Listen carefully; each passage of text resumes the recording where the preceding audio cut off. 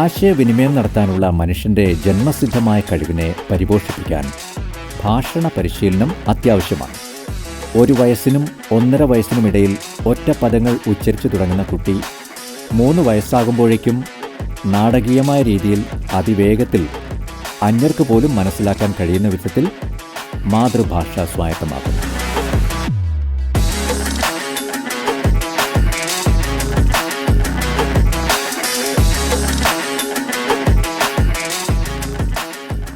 നന്നായി കഥ പറയുക എന്നത് അധ്യാപനത്തിന് വേണ്ട വളരെ പ്രധാനപ്പെട്ട ഒരു നൈപുണ്യമാണ്.